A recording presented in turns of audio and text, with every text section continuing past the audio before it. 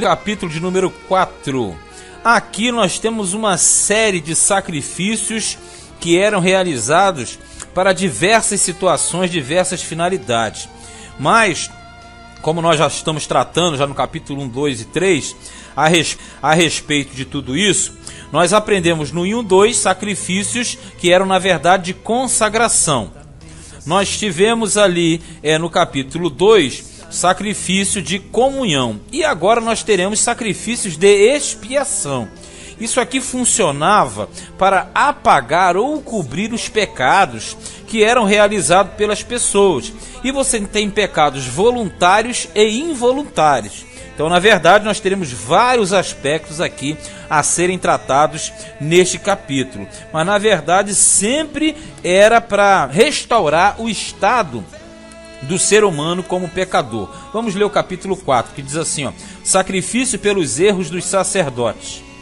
Falou mais o Senhor a Moisés, dizendo, fala aos filhos de Israel, dizendo, quando uma alma pecar por erro contra alguns dos mandamentos do Senhor, acerca do que se não deve fazer, e fazer contra algum deles, se o sacerdote ungido pecar para escândalo do povo, oferecerá pelo seu pecado que pecou um novilho sem mancha ao Senhor por expiação do pecado. Vamos lá. O negócio começa justamente por quem? Começa pelo sacerdote, já percebeu aqui? Aqui fala da pessoa que erra contra Deus, transgride contra Deus e automaticamente tem a necessidade de fazer uma expiação. Só que começa pelo sumo sacerdote e pelos sacerdotes, que automaticamente eram os cargos mais importantes, porque eles eram os intercessores perante o povo. Então, na verdade, a falta da expiação deles os tornavam incapazes de ser intercessores para diante do povo, perante o povo, né? Então, na verdade, eles tinham que oferecer. Quando fala sacerdote ungido, porque ele tinha sido ungido com o azeite que tinha sido derramado sobre a sua cabeça. Aí diz que tinha que levar o novilho sem mancha. A gente já falou e fala sempre. Sem mancha, porque representava Jesus e não podia ter mancha nem mácula alguma. E expiação é porque vai cobrir o pecado. 4. E trará o novilho à porta da tenda da congregação perante o Senhor, e porá a sua mão sobre a cabeça do novilho, e degolará o novilho perante o Senhor. Então o sacerdote ungido tomará do sangue do novilho e o trará à tenda da congregação. E o sacerdote molhará o seu dedo no sangue, e daquele sangue espargirá 7 vezes perante o Senhor, diante do véu do santuário. Também porá o sacerdote daquele sangue sobre as pontas do altar do incenso aromático, perante o Senhor, altar que está na tenda da congregação. E do resto, e de todo o resto do sangue do novilho, derramará a base do altar do holocausto, que está à porta da tenda da congregação. Vamos entender. O sacerdote, para fazer expiação por si próprio, o que ele fazia que você leu? Ele pegava o animal, o novilho, matava no altar do holocausto, pegava aquele sangue, colocava o sangue numa bacia, e esse sangue ele molhava os dedos do sangue e fazia expiação lá dentro do lugar santo. Aonde? No altar do incenso que ficava diante do véu. Então ele ia até lá e fazia expiação com o sangue, porque o sangue é que faz a expiação do pecado. Aí automaticamente ele pegava o resto do sangue que sobrou e derramava a base do altar do holocausto que ficava lá fora. Mas isso tudo ele fazia no lugar santo, E ali ele pegava aquele sangue que ele passava no dedo e ele espargia 7 vezes. Por que o 7? Porque o 7 é o número da perfeição de Deus. Olha o número 8.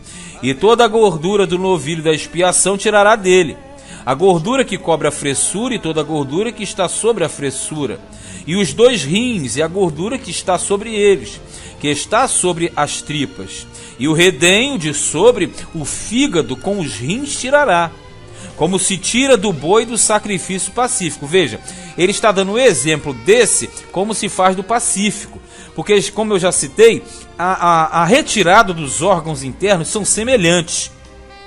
Por isso que ele fala aqui, semelhante ao que é feito com o boi do sacrifício pacífico.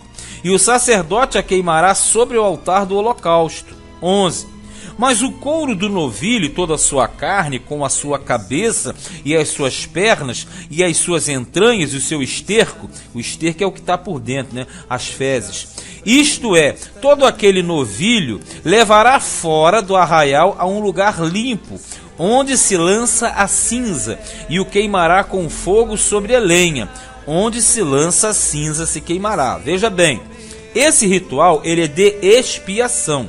Então, como é um ritual de expiação, ele tem detalhes diferenciados dos outros sacrifícios, porque os outros dois primeiros não são de expiação, são de consagração. O segundo é de comunhão, mas quando é expiação, exige um critério mais apurado. Então, se fazia expiação do altar e ele pegava os elementos que deveriam ser queimados, queimava tudo aquilo e o que sobrava era levado para uma espécie de lixeira. Essa lixeira é chamada de lugar limpo, porque era justamente onde eram depositados os restos dos rituais feitos justamente no tabernáculo. Era um lugar específico para isso.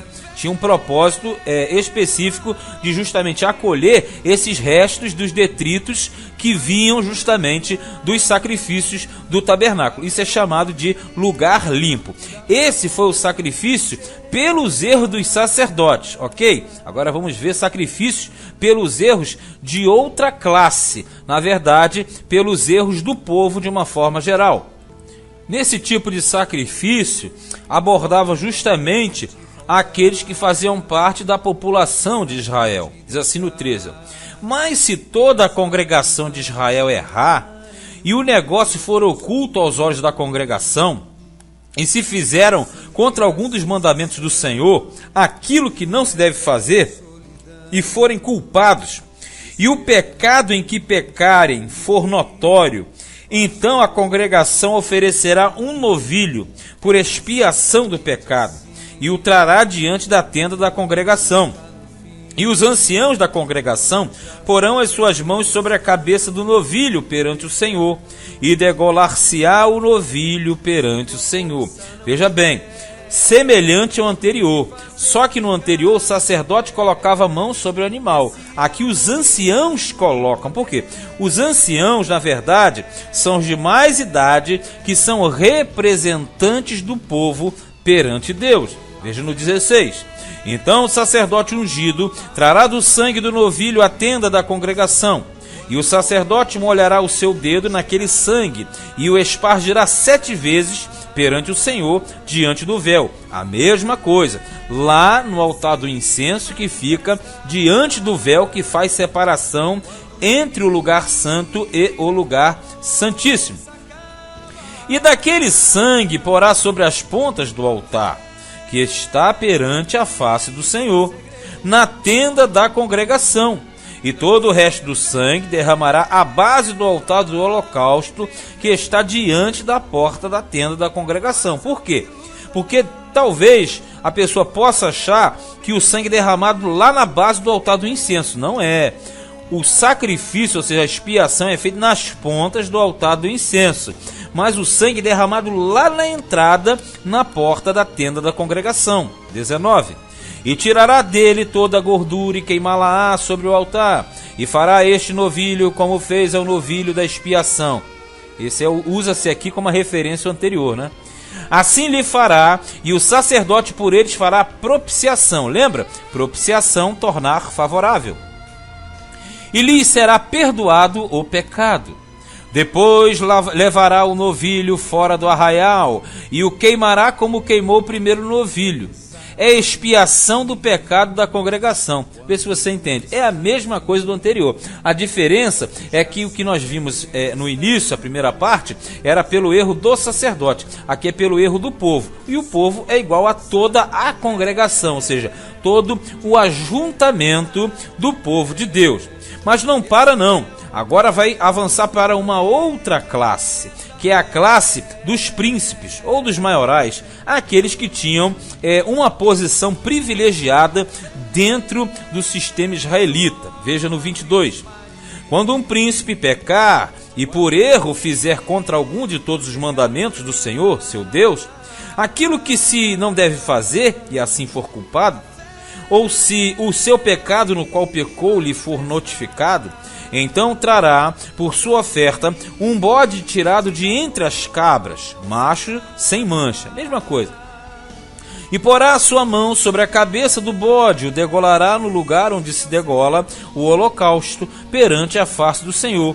Expiação do pecado é a mesma coisa dos anteriores, só que o primeiro pelos sacerdotes, o segundo pelo povo, o terceiro pelo príncipe. O príncipe eram os cabeças das tribos, eram os da classe nobre, os líderes de cada tribo tinha os seus príncipes.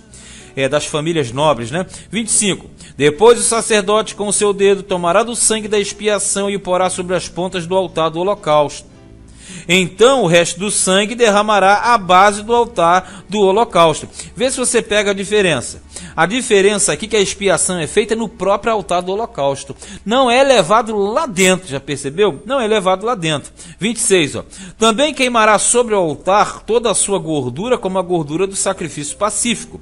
Assim o sacerdote por ele fará expiação do seu pecado, e este lhe será perdoado. Vê se você percebe. No caso do príncipe, a expiação não foi feita lá dentro do santuário. Você pode falar assim, mas peraí, por que do sacerdote foi feito lá dentro do santuário, do povo foi feito lá dentro do santuário e do príncipe não? Porque quando você faz uma expiação lá dentro do santuário, é porque você está trabalhando nos níveis que abrangem a totalidade do povo, certo? Por que isso? Porque o sacerdote, ele é o representante da totalidade do povo. E automaticamente o povo já é a totalidade do mesmo. O príncipe não, ele está fazendo uma expiação por ele, individualmente. Então, na verdade, não há necessidade de fazer a expiação lá dentro. Ainda tem uma terceira expiação que era feita lá dentro do lugar santíssimo. Essa só era feita uma vez por ano e só entrava o sumo sacerdote. Então você começa a perceber que para cada tipo de classe de pessoa havia um método sacrificial. Havia um método para cada tipo de pessoa. E agora vem mais uma classe, que é, no caso, erros por pessoas no sentido diversas, mas não na coletividade, e sim na individualidade. Nesse sacrifício, a pessoa, na verdade, ela era destacada do meio da congregação. É um ato individual. 27 diz assim: e se qualquer outra pessoa do povo da terra pecar por erro, fazendo contra algum dos mandamentos do Senhor aquilo que se não deve fazer, e assim for culpada, ou se o seu pecado no qual pecou lhe for notificado, então trará por sua oferta uma cabra fêmea sem mancha pelo seu pecado que pecou. E porá a sua mão sobre a cabeça da oferta pela expiação do pecado, e a degolará no lugar do holocausto. Depois o sacerdote com o seu dedo tomará do seu sangue e o porá sobre as pontas do altar do holocausto.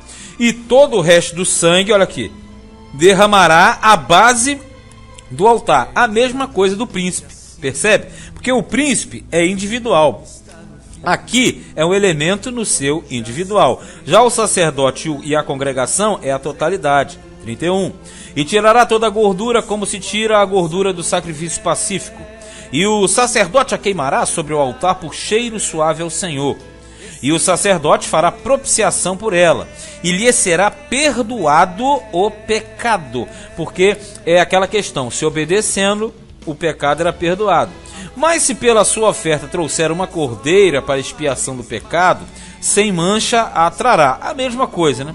E porá a sua mão sobre a cabeça da oferta pela expiação do pecado. E a degolará por expiação do pecado no lugar onde se degola o holocausto. Depois o sacerdote com o seu dedo tomará do sangue da expiação do pecado e o porá sobre as pontas do altar do holocausto. Então todo o resto do seu sangue derramará à base do altar.